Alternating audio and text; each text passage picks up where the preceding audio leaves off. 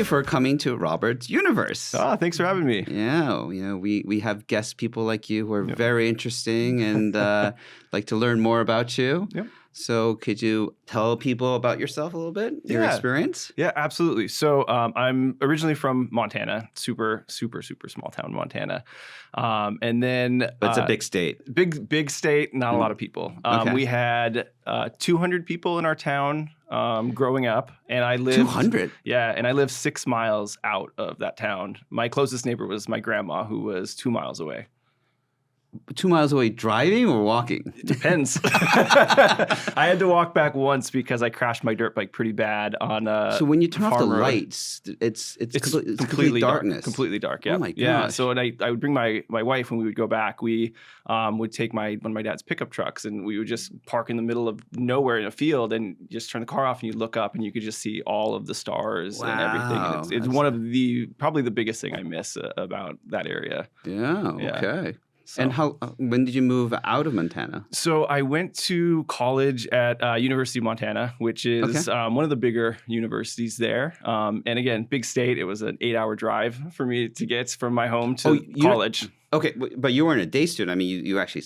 I said, yeah. It wasn't that bad of a commute. It was just showing how far away it was. And I went to college. I wasn't really sure what I wanted to do in college. I actually started off with taking criminology classes because there was a crime lab and I had watched CSI. And I was like, CSI too much. I was like, that's going to be fun. And then, ironically, the same thing kind of happened is I started watching another show a little bit too much, a show called Entourage, which is all about the Hollywood lifestyle and everything. Course. And then I ended up getting a note on our dorm room door about an entertainment management class that was offered at the college.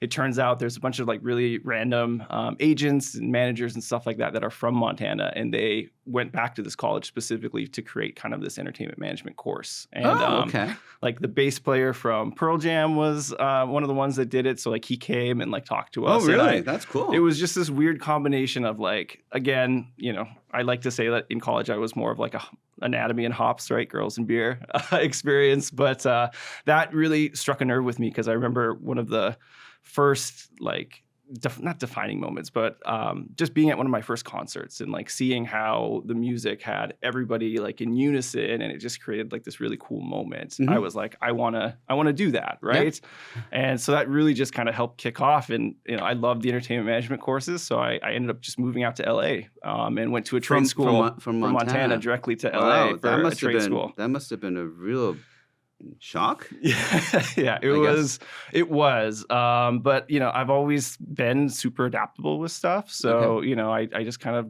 made it. And, I look back and kind of thinking about how I view the world. And one of my earliest memories is like watching Star Wars, right? And you see like on the A New Hope, the first of the original Star Wars, you have Luke Skywalker living on this farm, looking off and thinking like, oh, there's got to be so much more out in this galaxy and I want to see it. And like I remember watching that and then like going outside and being like, oh man, this is like empty and bare just like he was there. Yeah. So, that has always been kind of a goal to go out and explore the world and do what I can to see it all. Yeah. So, and that's why you're on Robert's Universe. That's exactly why we're here. Yeah. So, just kind of did what everybody did, packed up, moved to LA, and then finished up school out there at a trade school. And then I started working in entertainment and music for probably about 10 years. It was just so good to get out and explore the world. And, going through music and working with artists, I got to go international. I got to go to Japan, got to go the UK, all these really great places. So it really was a perfect solution for kind of what I wanted out of life at the time. Oh, did the tour go to Korea any chance? We didn't go to Korea. I did Japan once. I actually went. There was a Russian artist group called Tattoo, and we went. We managed one of the girls like later on, and we went and shot one of those Snickers commercials of the "You're not you when you're hungry." Oh, really? So it was like the two girls from Tattoo. They were like at this baseball game. They were supposed to be baseball players, and they were just doing their thing. And then of course they got the Snickers, and everything was good. But it was great to go out and explore. Okay, great. So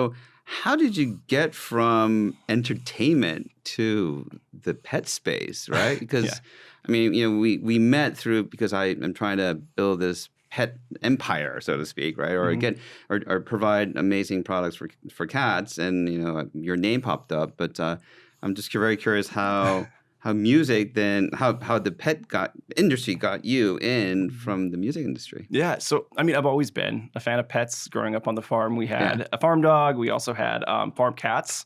How many pets did you have on the farm? So we only had like one dog at the time, but we had probably about 10 to 15 cats that lived on our farm property. They were like fully outside barn cats. We fed them every day. We made sure they had, fresh water and warm spaces to be in, but they were just there for mice control. So it was super common for families to just kind of have like feral barn cats living around. So, there was a few that were really nice and would come up and pet us, or let us pet them, but for the most part, they were pretty wild. Sure.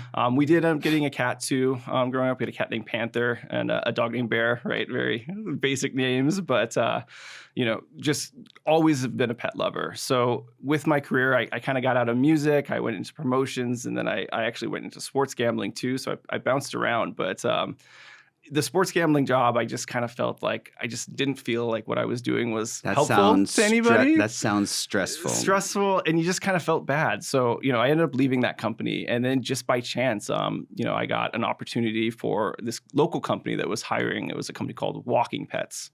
And they actually had another company called YuMOVE that they were like sister companies with. So they were looking for someone that could really step up their activations and kind of branding at certain events, things like that. And with my background in music and touring and events, it felt really good. So I was like, look, let's just try it out. Let's see what this is all about. And, it didn't take long. Once you can see, like, Walking Pets was a company that built mobility aids and wheelchairs for senior and disabled animals. So, the first time going from a company where it's like the sports gambling where you felt grimy doing it to then seeing a dog who doesn't have, back legs get into this chair and be able to run free again. It was just like a light switch moment of being like, I want to do things where I can help out animals. So if I understand this correctly, you worked at a company that provide wheelchairs for pets. Yep.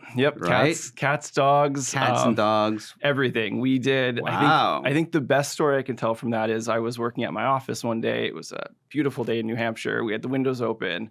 And I thought I heard a woman screaming in the parking lot. And I'm like, oh my God, like what's going on out here?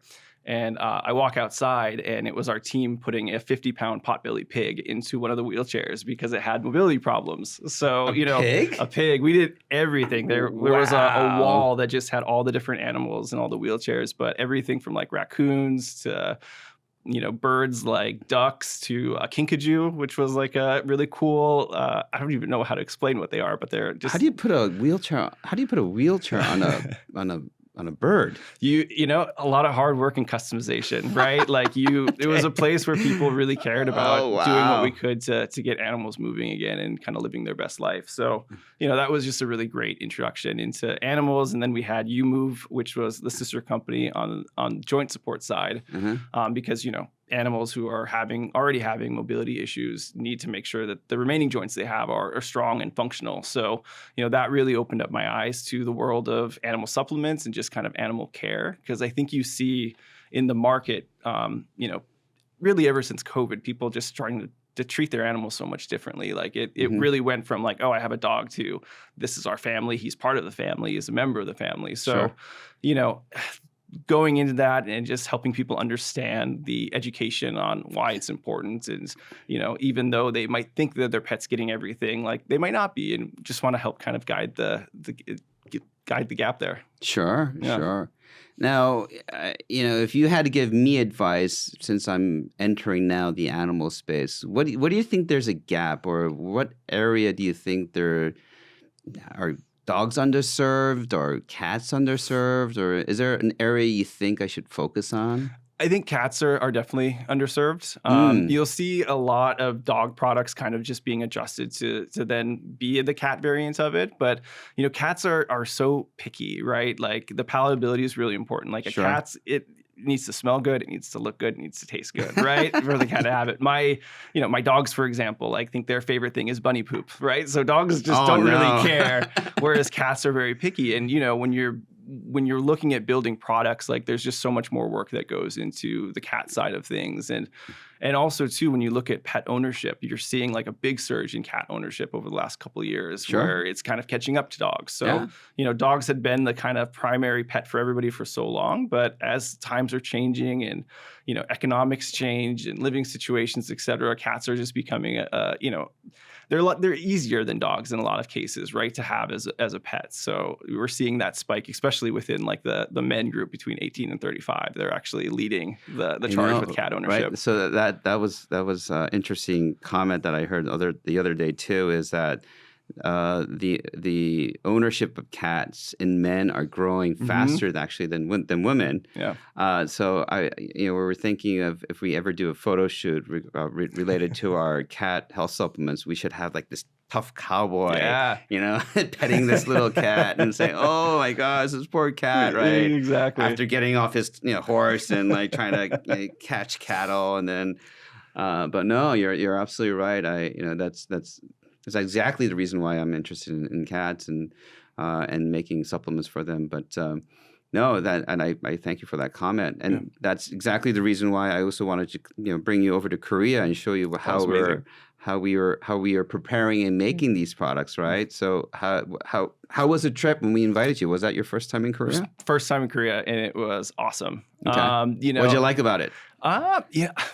The biggest thing is that I don't know if this is going to sound weird, but like even just like going out at nights and you see like stores have orders delivered to them and they're just waiting outside, like the safety of it and like the cleanliness of it was really cool to see. I think the food scene, I'm not a big seafood person myself, which is tough to eat in Korea, but the meats and if you live in Montana, I don't think pretty landlocked. I don't think seafood is readily available, right? No, but I mean, even still in like LA, like Korean barbecue was one of my favorite things to get. I actually played in a basketball league that took place a lot in Koreatown, so we would go out and get something after some of the games here and there, but gochujang on everything, right? Gochujang. Gochujang. Yeah. So gochujang actually means, gochu means pepper. Okay. Jang means paste. So gochujang is like you said is a very popular paste. Yep. And so people have ketchup on their eggs. I sometimes have gochujang on my eggs. It's a very different experience. It is, but it's tastier. I can guarantee that. Yes. Another thing too that was really interesting was, and I was talking with a mutual friend of ours, Warren, on this, but the to-go versus staying in Korea is like such a weird concept. Like you go to Starbucks and you get a drink and you say, "Oh, I want this to go." Like you have to leave. You can't just sit in there and have it. And I remember on my flight back, I had a layover, and it was like one of those flights where I was like, didn't sleep. It was up for 24 hours, and I was at the airport. I'm like, I just need some food, right? I think I was going to Chick-fil-A or something, and I order it. I'm like, I got a 4-hour layover. I'm just gonna sit here and eat this, and then go to my gate. Food comes. I turn around to go look and sit, and every seat's taken up with to-go orders, and I was like, Korea gets it. There you go. So yeah. And besides seafood and beef, what other what other foods? Oh, let me ask you, what other foods beside Korean food do you like? I growing in Montana, like I'm such a steak person. Like I just love a good cut of meat. Okay. Anything Italian too is you can't go wrong. I currently live in Boston or outside of Boston, so we have the North End, which is super Italian, and the food there is just when you come to Boston, we'll go out to some really great Italian on the North End. Okay, well, I look forward to that. Yeah. Well, with that, I think we'll end this podcast. I thank you very much for sharing your experience moving from Montana to LA and even coming to Korea. Yeah, well, thanks for having me on the YUniverse, and look forward to seeing this thing grow. Thank you. Appreciate it. Awesome. Thanks, Robert. Thank you.